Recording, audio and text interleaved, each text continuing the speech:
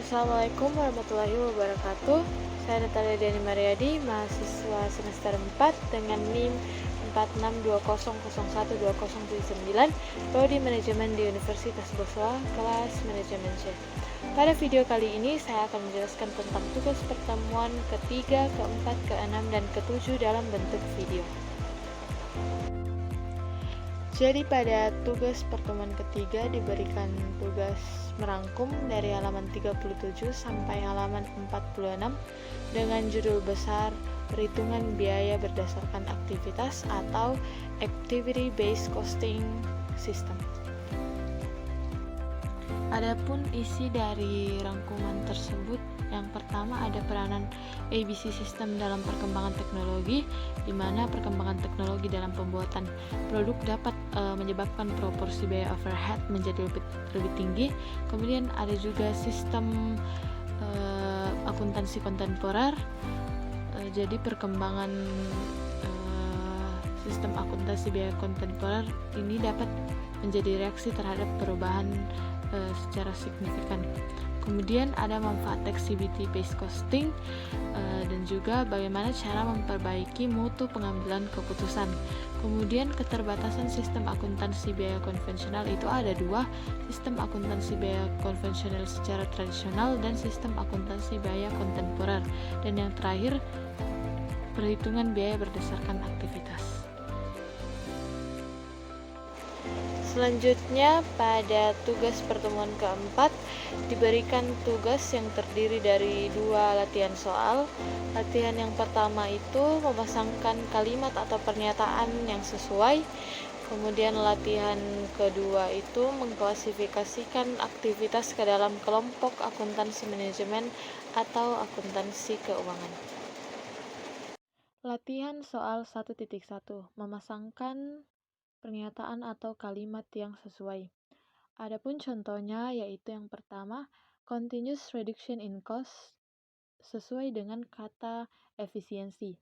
Kemudian yang kedua ada link set of value creating activities sesuai dengan industrial value change. Kemudian ada using cost data to identify superior strategies sesuai dengan strategi cost management. Dalam latihan soal 1.1 ini terdiri dari 11 nomor. Kemudian latihan soal 1.2.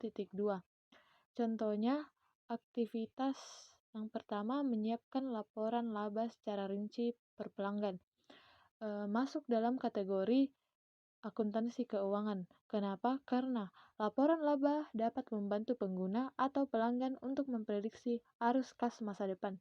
Contoh yang kedua, menyiapkan laporan laba rugi sesuai prinsip akuntansi berterima umum. Aktivitas tersebut juga masuk ke dalam kategori akuntansi keuangan.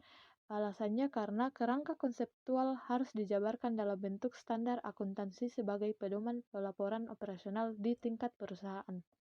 Kemudian contoh yang ketiga, ada aktivitas membandingkan perhitungan biaya produk menggunakan pendekatan tradisional dan pendekatan biaya berdasarkan aktivitas. Aktivitas tersebut masuk dalam kategori akuntansi manajemen. Alasannya karena perhitungan yang menggunakan metode ABC atau Activity Based Costing lebih akurat karena biaya yang dihitung berdasarkan aktivitasnya. Latihan soal 1.2 terdiri dari 18 nomor. Selanjutnya ada tugas pertemuan ke-6.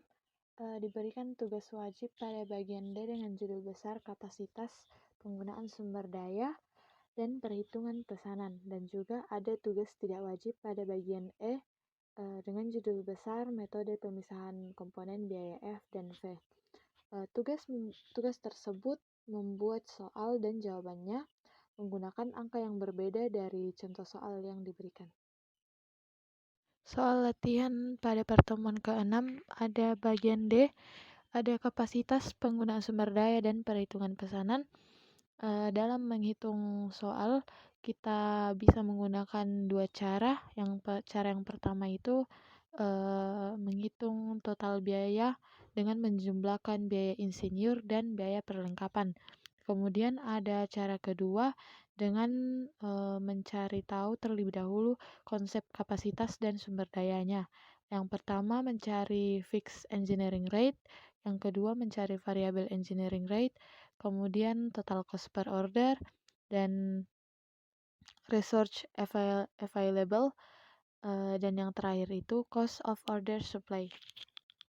Kemudian ada soal bagian E, yaitu metode pemisahan komponen biaya F dan V. Dari tabel yang soal diberikan, dapat digunakan rumus total biaya. Kita mencari variabel cost per move terlebih dahulu, kemudian mencari high dan low, atau high angka nilai tertinggi dan low nilai terendah. Dan dapat disimpulkan rumus total biayanya yaitu Y sama dengan min 300 plus 11X. Dan yang terakhir ada tugas pertemuan ke-7. Diberikan tugas yang terdiri dari 3 latihan soal. Latihan soal tersebut menghitung biaya overhead pada setiap tabel. Latihan soal pada pertemuan ke-7 ada 3 latihan soal. Yang pertama, latihan 4.1, ada 3 pertanyaan. Yang pertama, menghitung rasio tiap aktivitas. Yang kedua, menghitung biaya overhead per unit kedua, namun menggunakan plan white rate. Kemudian yang ketiga, menghitung biaya overhead per unit kedua, tetapi menggunakan tarif overhead atas dasar jam mesin dan jam penyetelan. Caranya yang pertama itu kita mencari biaya utama terlebih dahulu, biaya unit. Kemudian ada juga mencari budget overhead dan juga jam TK langsung. Kemudian ada latihan 4.2, yaitu pertanyaannya menentukan total overhead untuk tiap produk menggunakan 4 pemicu aktivitas, dan pertanyaan yang kedua itu menentukan total overhead untuk tiap produk menggunakan 2 aktivitas termahal. Kemudian ada latihan 4.3, yaitu membuat laporan profitabilitas dari kedua produk menggunakan pendekatan alokasi biaya, baik itu functional based costing maupun ABC. Kemudian pertanyaan terakhir yaitu menganalisis kelebihan ABC.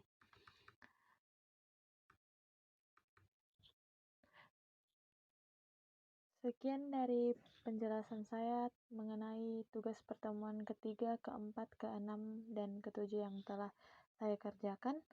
Jika ada salah kata saat penyampaian penjelasan, mohon dimaafkan.